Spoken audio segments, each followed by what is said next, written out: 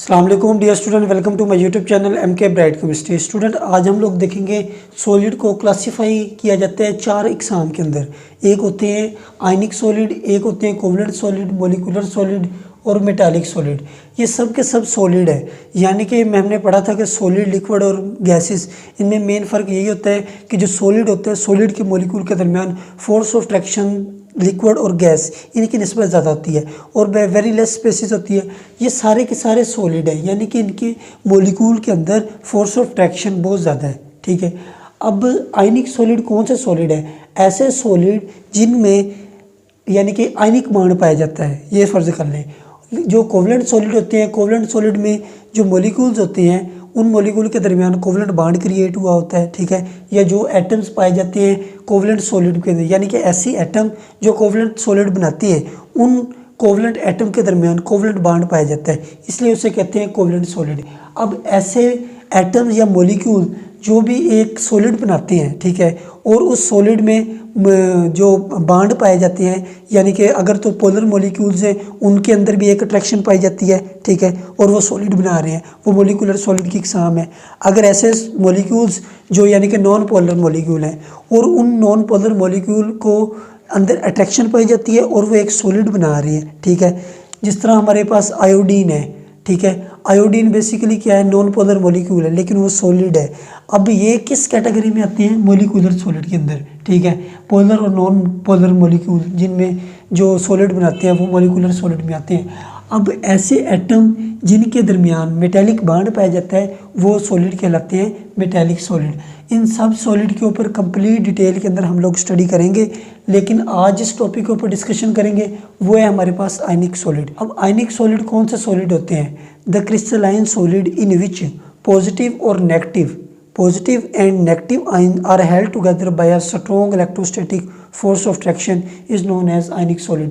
हमें पता है कि जो आयनिक बांड होता है, आयनिक बांड बेसिकली एक अट्रैक्शन होती है present between the partial positive and partial negative. ये मेरे पास एक है पार्शियल पॉजिटिव Na, ये मेरे पास है क्लोरीन नेगेटिव, इसके ऊपर नेगेटिव चार्ज, इसके ऊपर positive charge, two opposite charge bodies हैं, इनके दरमियान एक अट्रैक्शन बिल्ट हो जाती है। इस अट्रैक्शन को बेसिकली कहते हैं आयनिक बांड। आयनिक बांड एक बांड नहीं होता, जस्ट एक अट्रैक्शन होती है जो एक पॉजिटिव चार्ज बॉडी और नेगेटिव चार्ज बॉडी के दरमियान पाई जाती है। अब ये इसने अपना यानी कि इलेक्ट्रॉन लूज़ किया तो इसके ऊपर पॉजिटिव चार्ज आया, इसने इलेक्ट्रॉन गेन किया, इसके ऊपर नेगेटिव चार्ज आया। अब पॉजिटिव चार्ज और नेगेटिव चार्ज इनके दरमियान जो अट्रैक्शन है उसको आयनिक बांड कहते हैं। ये नहीं कि सोडियम और क्लोरीन इनके दरमियान जो बांड पाया जाता है उसे आयनिक बांड कहते हैं। आयन्स, मेन जो इधर इंपॉर्टेंट बात है वो आयन्स है, क्योंकि आयन दो अपोजिट चार्ज बॉडीज़ हैं, तो अपोजिट चार्ज बॉडी के दरमियान अट्रैक्शन जनरेट हो सकती है, न्यूट्रल बॉडी के दरमियान अट्रैक्शन जनरेट नहीं हो सकती। इसीलिए ध्यान रखना है अपने कि जब डेफिनेशन करें तो आपने बताना है कि crystalline solid in which positive और negative charge atom are held together by a strong electrostatic force of attraction is known as ionic solid. अब इसकी एग्जांपल ले लें, NaCl है मेरे पास, ठीक है, ये इसकी एग्जांपल है। जिस तरह K2SO4 है, ठीक है, BaCl2 है। आयनिक सॉलिड्स की कौन कौन सी प्रॉपर्टीज़ हैं उनको देखते हैं। सबसे पहली प्रॉपर्टी ये है कि solid at a room temperature. जो आयनिक सॉलिड्स होते हैं इनके दरमियान इतनी फोर्स ऑफ अट्रैक्शन होती है, यानी कि बहुत ज़्यादा फोर्स ऑफ अट्रैक्शन पाई जाती है इन मॉलिक्यूल के दरमियान, जिसकी वजह से ज़्यादा फोर्स ऑफ अट्रैक्शन की वजह से मॉलिक्यूल क्लोजली पैक्ड हो जाते हैं। जब मॉलिक्यूल क्लोजली पैक्ड टुगेदर हो जाते हैं तो ये जिस स्टेट में चले जाते हैं उस स्टेट को कहते हैं सॉलिड। टेम्परेचर पर इनके दरमियान इतनी फोर्स ऑफ अट्रैक्शन होती है कि ये स्टेट जो होती है इनकी वो सॉलिड होती है। अब हार्ड, ज़ाहिर बात अगर मॉलिक्यूल के दरमियान बहुत ज़्यादा फोर्स ऑफ अट्रैक्शन होती है तो ये आयनिक सॉलिड जो होते हैं ये हार्ड होते हैं, सख्त होते हैं। हाई मेल्टिंग पॉइंट, लो वोलेटिलिटी, यानी कि इनके जो मेल्टिंग पॉइंट होते हैं, मेल्ट होना, यानी कि एक जब सॉलिड है, सॉलिड को हीट किया जाता है तो सॉलिड अपनी शेप कन्वर्ट कर देता है, यानी कि कन्वर्ट हो जाता है लिक्विड के अंदर। लेकिन इनके जो मेल्टिंग पॉइंट है बहुत ज़्यादा हाई है। मेल्टिंग पॉइंट ज़्यादा होने की वजह भी यही है कि इनके दरमियान अट्रैक्शन ज़्यादा है, ज़्यादा से ज़्यादा हीट देना पड़ती है ताकि उस अट्रैक्शन को कम करें और सॉलिड को कन्वर्ट करें लिक्विड में। अब लो वोलेटिलिटी, यानी कि ये वोलेटाइल नहीं है, इजीली एवेपोरेट नहीं हो जाते। जिस तरह पेट्रोल है, पेट्रोल की वोलेटिलिटी बहुत ज़्यादा अच्छी होती है, वो इजीली वोलेटाइल हो जाती है, यानी कि एवेपोरेट हो जाता है। लेकिन जो सॉलिड होते हैं, सॉलिड की मॉलिक्यूल के दरमियान फोर्स ऑफ ट्रैक्शन ज़्यादा होती है, जिसकी वजह से हम लोग ये कह सकते हैं कि इनकी लो वोलेटिलिटी है, यानी कि ये इजीली वोलेटाइल नहीं, एवेपोरेट नहीं होते। स्ट्रक्चर डिपेंड अपॉन है रेडियस रेशो। अब जो आयनिक सॉलिड्स होते हैं, इनके जो स्ट्रक्चर होते हैं, ठीक है, यानी कि इनकी जो ज्योमेट्री होती है वो किसके ऊपर डिपेंड करती है, इनके रेडियस रेशो के ऊपर। मसलन रेडियस रेशो किसकी रेशो लेनी होती है, ratio of cation over radius ratio of anion, यानी कि एनाइन का कितना रेडियस है और जो केटाइन है, हमें पता है कि आयनिक सॉलिड को बनाने के लिए 2 स्पीशीज रिक्वायर्ड होती हैं, एक होती है केटाइन और एक होता है एनाइन। अब एनाइन का कितना रेडियस है और जो केटाइन है, इन दोनों का जो रेशो लिया जाता है वो रेडियस रेशो कहलाती है। अब ऐसे क्रिस्टलाइन सॉलिड जिनकी रेडियस रेशो यानी कि 0 से लेकर 0.155 इनके दरमियान आती है, तो उनकी जो ज्योमेट्री होगी वो लीनियर होगी। ये जो रेडियस रेशो है ये डिसाइड करती है कि इसकी ज्योमेट्री क्या होगी आयनिक सॉलिड की, ठीक है। अब अगर यही रेडियस रेशो 0.732 से लेकर 1 तक आ जाए, यानी कि इनके दरमियान है इस अमाउंट के, अगर रेडियस रेशो किसी भी क्रिस्टलाइन सॉलिड की है तो उनका जो ज्योमेट्री होगी वो क्यूबिक होगी। ये मुख्तलिफ रेंजेस हैं, ठीक है। अगर इस रेंज में हर एक ज्योमेट्री की मुख्तलिफ रेंज होती है, अगर इस रेंज से इस रेंज तक यानी कि कोई रेडियस रेशो आ जाए तो उस सब्सटेंस की जो ज्योमेट्री होगी वो क्यूबिक होगी। अब बुक के अंदर जो हमारी मिसाल दी गई है वो NaCl की दी है, NaCl सीजियम फ्लोराइड। अब इन दोनों की ज्योमेट्री क्यूबिक है। क्यों इनकी ज्योमेट्री क्यूबिक है, क्योंकि इनकी जो रेडियस रेशो है, रेडियस का हमने यानी कि केटाइन ओवर एनाइन इनका जो रेशो लिया है दोनों का, वो इस अमाउंट के दरमियान में आती है। 0.732 से लेकर 1.00 इनके दरमियान में आती है रेडियस रेशो। इस वजह से इसका जो ज्योमेट्री है वो क्यूबिक है। यानी कि पता ये चला हमें कि जो रेडियस रेशो होती है ये डिसाइड करती है किसी भी क्रिस्टलाइन सॉलिड की ज्योमेट्री क्या है, ठीक है। Ionic solids do not exist as a individual neutral molecule. ये जो NaCl के मॉलिक्यूल होते हैं ये इंडिविजुअल एग्जिस्ट नहीं करते। हमें पता है कि जब NaCl यानी कि Na और क्लोरीन नेगेटिव आयन ये आपस में मिलते हैं यानी कि कंबाइन होते हैं तो एक बहुत बड़ा क्रिस्टल बनाते हैं, ठीक है। क्रिस्टलाइन फॉर्म में ये एग्जिस्ट करते हैं, ये इंडिविजुअली एटम एग्जिस्ट नहीं करता। इस वजह से इनको रिप्रेजेंट किया जाता है फार्मूला मास से, ठीक है। फार्मूला यूनिट इनको रिप्रेजेंट करता है। लेकिन यहाँ पर हम लोग मोलिकुलर मास इसलिए रिप्रेजेंट नहीं करते क्योंकि एक NaCl का मोलिक्यूल एग्जिस्ट ही नहीं करता इंडिपेंडेंटली। वहाँ पर क्या होता है कि जो क्रिस्टल होता है NaCl का, वहाँ पर एक Na6 क्लोराइड आयन उसको सराउंड किए होते हैं। अब एक Na का कोऑर्डिनेशन नंबर क्या हुआ 6, यानी कि एक कैटायन को कितने नेगेटिव आयन ने सराउंड किया हुआ है वो उसका कोऑर्डिनेशन नंबर कहलाता है। अब क्लोरीन है, क्लोरीन को भी 6 सोडियम आयन ने सराउंड किया होता है तो क्लोरीन का कोऑर्डिनेशन नंबर भी 6 हुआ। तो यहाँ से हमें पता चला क्योंकि इनकी बड़ी ज्योमेट्री होती है, ठीक है, एक फिक्स ज्योमेट्री, एक फिक्स शेप होती है जिसकी बिना पर मॉलिक्यूल की जो पोजीशन होती है वो भी एक पार्टिकुलर पोजीशन होती है क्रिस्टलाइन सॉलिड के अंदर। तो ये इस वजह से इंडिविजुअली एग्जिस्ट नहीं करते, इनको रिप्रेजेंट किया जाता है फार्मूला यूनिट से। Ionic solids are bad conductor of electricity in solid form but good conductor in molten और एक्वस सॉल्यूशन। हमें पता है कि आयनिक सॉलिड के जो एटम्स होते हैं आयनिक सॉलिड को बनाने वाले, उनके अंदर इतनी फोर्स ऑफ ट्रैक्शन होती है, बहुत ज़्यादा फोर्स ऑफ ट्रैक्शन होने की बिना पर वो फ्रीली मूव नहीं कर पाते इधर उधर। तो जो ऐसा सिस्टम जिसमें आयन्स प्रेजेंट ही नहीं हो, ठीक है, आयन मौजूद ही नहीं हो, तो उसमें से इलेक्ट्रिसिटी कंडक्ट करना बहुत ज़्यादा मुश्किल होता है। इसी वजह से आयनिक सॉलिड फॉर्म के अंदर बैड कंडक्टर होते हैं इलेक्ट्रिसिटी के। लेकिन जब इनको मोल्टन फॉर्म में लिया जाता है या इनको एक्वस सॉल्यूशन में डाला जाता है तो एक्वस सॉल्यूशन में क्योंकि ये आयंस में कन्वर्ट हो जाते हैं, तो जब ये आयंस में कन्वर्ट हो जाते हैं तो फिर इनमें से इलेक्ट्रिसिटी कंडक्ट हो जाती है। Ionic crystals are highly brittle. Ionic crystal जो होते हैं ये यानी कि इनको ईजीली तोड़ा जा सकता है। कैसे? मसलन हमें पता है कि आयनिक क्रिस्टल है, इनमें जो पॉजिटिव और नेगेटिव एटम्स होते हैं एक ख़ास तरतीब के साथ पाए जाते हैं। ये मैंने एक क्रिस्टल आपको बनाकर बताया, ये मैंने क्रिस्टल आपको बनाकर दिखाया है। इसमें देखें ये पॉजिटिव नेगेटिव एक ख़ास तरतीब से लगे हुए हैं, ठीक है। अब जब इनके ऊपर फोर्स अप्लाई की जाती है, फोर्स अप्लाई करने पर होता क्या है, ये जो पॉजिटिव वाले होते हैं पॉजिटिव आयंस और पॉजिटिव आयन ये आपस में यानी कि रिपेल करते हैं, पॉजिटिव रिपेल करते हैं। जब इनके ऊपर फोर्स अप्लाई की जाती है तो पॉजिटिव लेयर के सामने आ जाती है। जब ये लेयर सामने आ जाती है तो ये रिपेल करते हैं और टूट जाती हैं, ठीक है। तो यानी कि फोर्स अप्लाई करने पर इनके जो सेम टाइप ऑफ चार्जेस होते हैं वो एक दूसरे के सामने आ जाते हैं। जब सामने आते हैं तो वो रिपेल करते हैं और वो क्रिस्टल टूट जाती हैं। अब इसके बाद इसकी जो प्रॉपर्टी है, अब क्रिस्टलाइन सॉलिड जो होते हैं वो पोलर यानी कि सॉल्वेंट के अंदर डिज़ोल्व होते हैं, क्योंकि यानी कि इनके ऊपर पोल्स जनरेट होते हैं पॉजिटिव और नेगेटिव, जिसकी वजह से ये सोलुबल होते हैं पोलर सॉल्वेंट्स के अंदर। और पोलर सॉल्वेंट के अंदर सोलुबल होने की वजह से इनके जो रिएक्शंस होते हैं पोलर सॉल्वेंट के अंदर वो बहुत ज़्यादा फास्ट होते हैं। अब जो क्रिस्टलाइन सॉलिड है ये आइसोमॉर्फिज्म भी शो करते हैं, पॉलीमॉर्फिज्म भी शो करते हैं। हमें पता है कि आइसोमॉर्फिज्म और पॉलीमॉर्फिज्म हमने पिछले लेक्चर के अंदर कवर किया था। अब इनकी जो लास्ट प्रॉपर्टी है वो ये है कि दे आर वेरी डेंस। इनकी डेंसिटी जो होती है वो बहुत ज़्यादा होती है। डेंसिटी ज़्यादा होने की वजह क्या है, इनका मासेस ज़्यादा होते हैं, ठीक है, closely packed to each other होते हैं और इनके मास ज़्यादा होने की वजह से इनकी डेंसिटी जो होती है आयनिक सॉलिड की वो बहुत ज़्यादा होती है। जी स्टूडेंट, अब हम लोग देखते हैं कि NaCl का किस तरह स्ट्रक्चर ड्रा किया जाता है। NaCl का जो स्ट्रक्चर होता है वो क्यूबिक स्ट्रक्चर होता है। सबसे पहले आप लोगों ने क्या करना है, एक क्यूब को ड्रा करना है।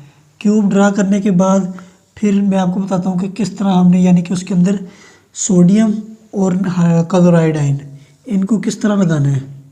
ये मैंने एक क्यूब बना ली, ठीक है। क्यूब मेरे पास सही नहीं बनी इधर,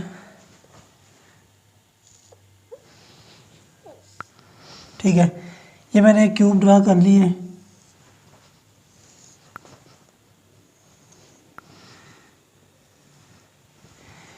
इस क्यूब ड्रा करने के बाद आप लोगों ने क्या करना है, हमें पता है कि जो क्यूब होती है, एक ये जो रूम है स्क्वायर रूम जो होता है वो एक क्यूब होती है।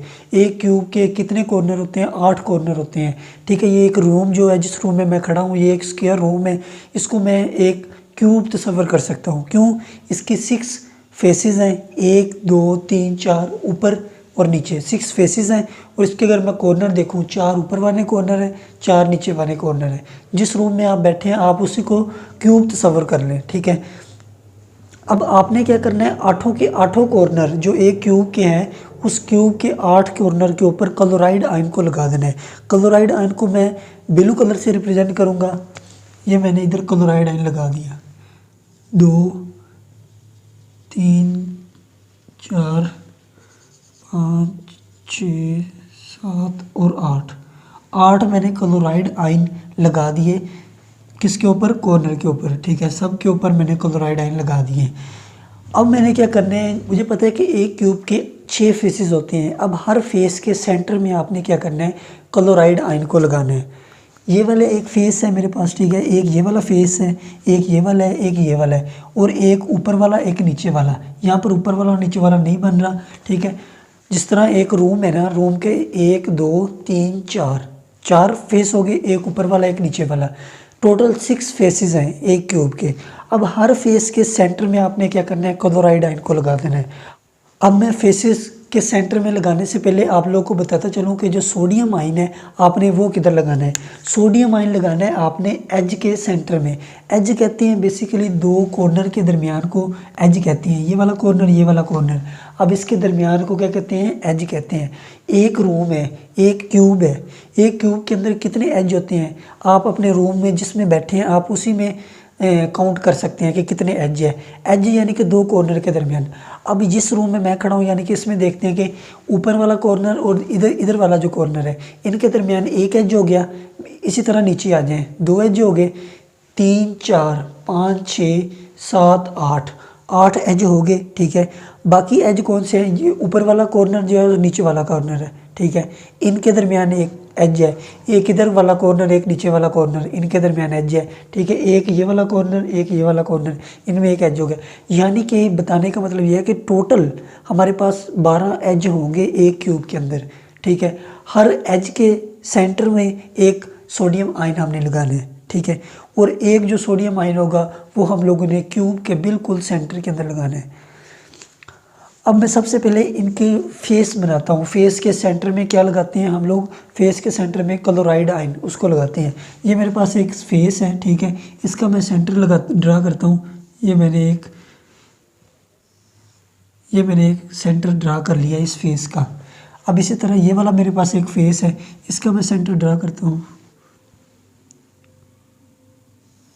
ये मैंने इसका ड्रा कर लिया, ठीक है। अब इसी तरह ये मेरे पास एक फेस है, इसका मैं ड्रा करता हूँ सेंटर,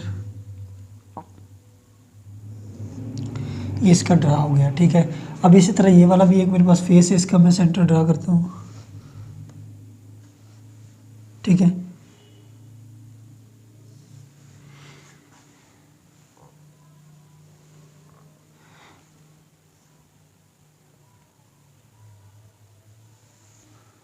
ठीक है, अब ये देखिए ये मैंने ड्रा कर दिया, यानी कि हर फेस का सेंटर ड्रा कर दिया, 4 फेसेस के मैंने सेंटर ड्रा कर दिए। और मैंने आपको बताया था कि सेंटर में क्या लगाना है, अपने क्लोराइड आयन को। इसके ऊपर भी क्लोराइड आयन लग गया, इसके ऊपर। अब बाकी रह गए 2 फेसेस, 2 फेसेस के सेंटर में भी आपने क्या करना है, क्लोराइड आयन लगाना है। ये वाला मैं एक फेस बनाता हूँ,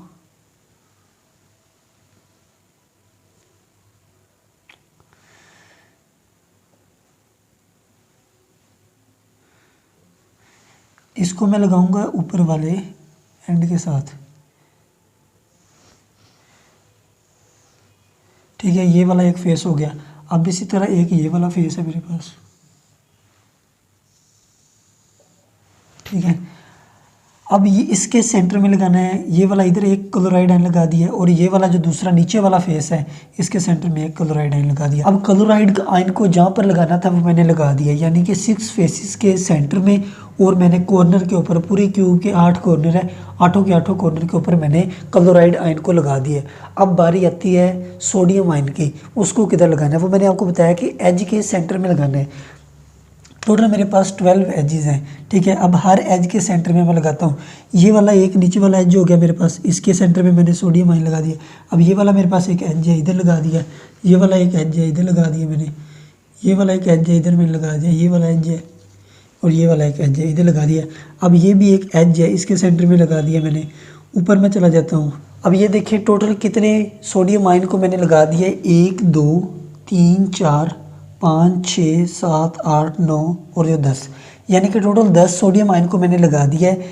ये वाला एक एज हो गया इसके दरमियान, ये वाला एक एज इसके दरमियान हो गया, ये एज के दरमियान हो गया, ये वाला एक एज, यानी कि एक साइड को आप देखें तो उधर 4 मैंने सोडियम आयन लगा दिए। अब इस साइड पर आ जाएं, 1 2 3 4 एज मैंने, यानी कि 4 एजेस के दरमियान मैंने क्या किया है, सोडियम आयन को लगा दिया। अब इधर आ जाए, ये वाली साइड इधर भी मैंने पूरे कर दिए हैं। अब इधर देखें, एक ये वाली साइड है ना, इधर भी 4 के 4 पूरे सोडियम आयन पूरे हो गए। बाकी रह जाते हैं 2, ठीक है। वो किधर लगेंगे, वो जो हमारे पास है, एक ऊपर वाला फेस है, एक नीचे वाला फेस है, ये हम लोगों ने ड्रा किया। इधर 2 एजेस लगेंगे हमारे पास, ये एज बन रहा है, ठीक है। एक इधर लगेगा, एक इधर लगेगा सोडियम आयन। अब यानी कि टोटल मैंने क्या किया है, 12 सोडियम आयन को मैंने लगा दिया है। अब दूसरा जो एक सोडियम आयन रहता है, वो सोडियम आयन इस सेंटर में लगेगा, क्यूब के बिल्कुल सेंटर के अंदर लगाएगा। ये है basically structure of A sodium ion.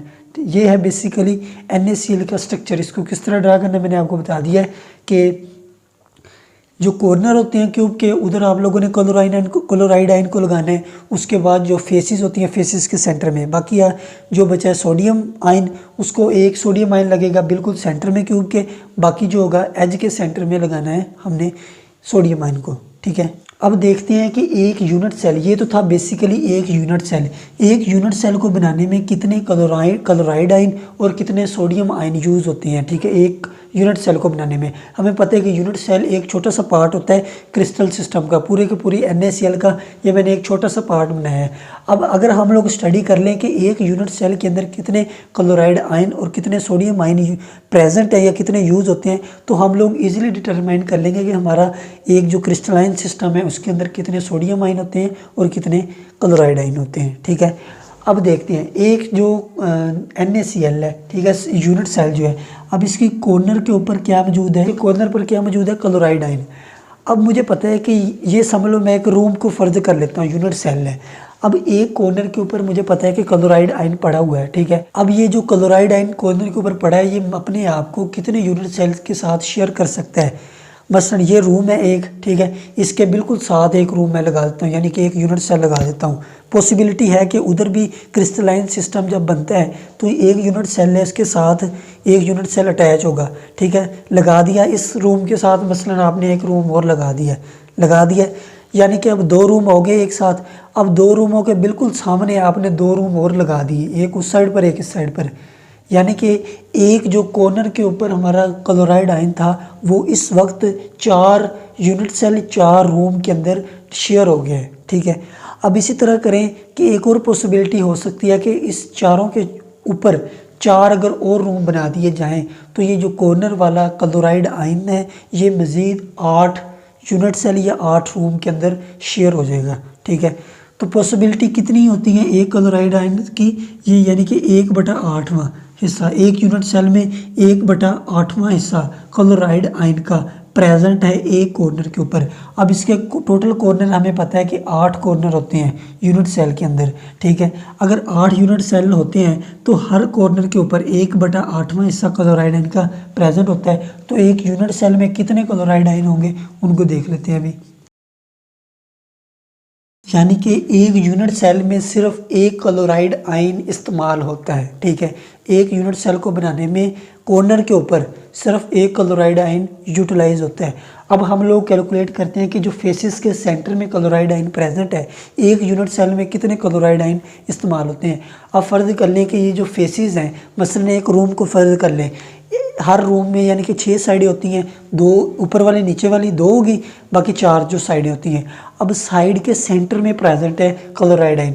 अब पॉसिबिलिटी ऐसी है कि एक साइड ये है एक रूम है, इसके साथ अगर मैं दूसरा रूम लगा दूं तो ये वाली साइड के साथ जो क्लोराइड आयन है वो दूसरी के साथ शेयर हो सकता है। बाकी मैं इधर उधर से लगाऊं तो वो किसी दूसरे क्लोराइड रूम के साथ या किसी दूसरे यूनिट सेल के साथ वो शेयर नहीं हो सकता। सिर्फ एक जो साइड पर है, यानी कि सिर्फ जो साइड पर जो प्रेजेंट है क्लोराइड आयन, ये सिर्फ और सिर्फ 2 यूनिट सेल में डिस्ट्रीब्यूट हो सकता है।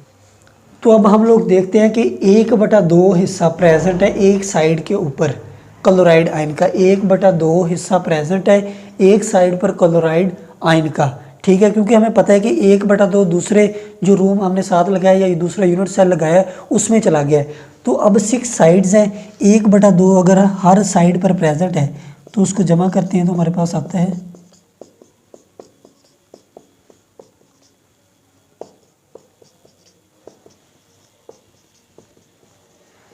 यानी कि जो साइड है साइडों पर 3, हर एक क्यूब की हर एक यूनिट सेल की साइड्स पर 3 क्लोराइड आयन यूटिलाइज होंगे, ठीक है।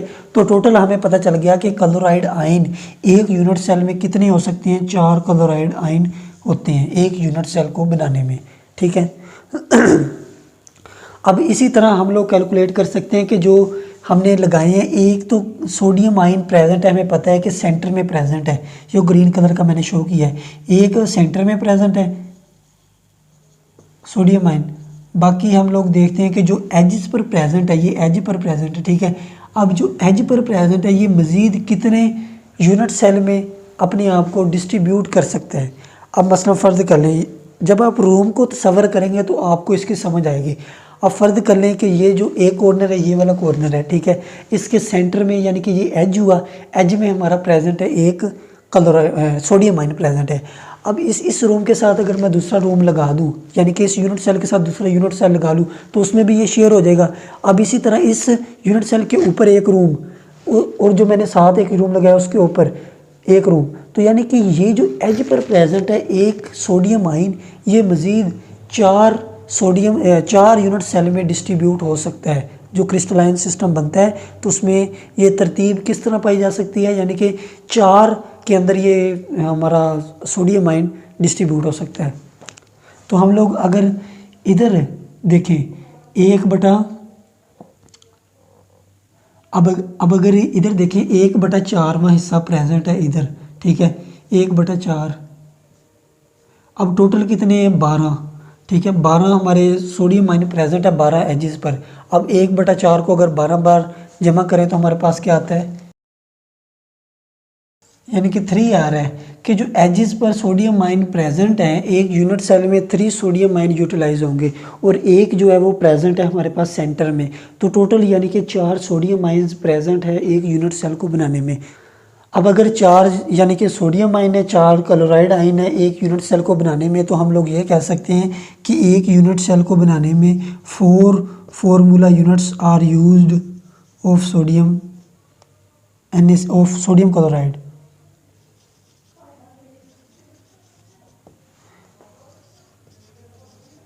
यानी कि NaCl के 4 formula units are required to form a 1 unit cell. ठीक है, अब बाकी हमारी बुक के अंदर दिया गया है कि ये जो दो सिमिलर टाइप के आयंस हैं इनके दरमियान कितना फासला है, वो हमें दिया गया है कि 5.63 एंगस्ट्रॉम। यानी कि इस क्लोराइड आयन इस क्लोराइड आयन इनके दरमियान जितना फासला है वो ये है। ठीक है, अब अगर अपोजिट चार्ज आयन के दरमियान फासला कैलकुलेट करना है तो हमें पता है कि ये सेंटर में मौजूद है दो क्लोराइड आयन के। अगर इसी को 2 से डिवाइड कर दें तो हमारे पास आंसर आ जाता है जी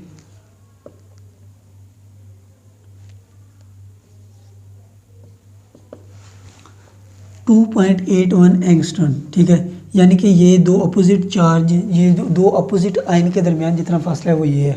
ठीक है, उम्मीद करता हूँ कि आपको आज के लेक्चर की समझ आई होगी। फिर भी अगर कोई क्वेश्चन हुआ तो आप कमेंट सेक्शन में पूछ सकते हैं। अब हम अपने नेक्स्ट लेक्चर के अंदर मिलेंगे, तब तक के लिए अल्लाह हाफ़िज़।